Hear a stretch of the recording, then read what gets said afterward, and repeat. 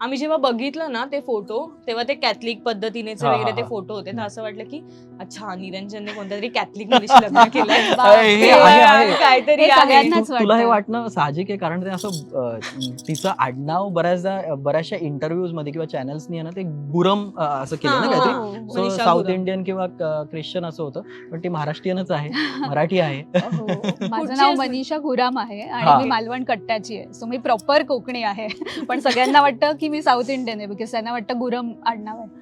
Yes so Manisha आपली कोकणातली आहे सो हा गैरसमज आज मी मज्जा पिंकडून दूर करते सगळ्यांचा Yes. की निरंजनची बायको कोणतीही म्हणजे साऊथ इंडियन नाहीये किंवा कॅथलिक नाहीये तर ती महाराष्ट्रीयन proper आहे. महाराष्ट्रीयन आहे आणि कोकणातली खूप आहे. खूप आभार तुझे Thank you, हे तुमच्या clear टीमचे केल्याबद्दल. तुमच्या चॅनलचे खूप खूप आभार कारण बऱ्याच जणांनी अरे ती खूप मला कारण ती प्रश्न तशीच दिसते ती ना. दिसते. Oh my God. ती तशीच दिसते किंवा ती तशीच राहते राहते तिचं ती तिचं तसं आहे बँड्रा आहे ती हा. त्यामुळे म्हणून मे ते- बी त्याच्यामुळे वाटतं ते. त्याच्यामुळे. ती आता कुलकर्णी झाली आहे होते हो, म्हणजे हो, हो, हो. हळूहळू होते Yes.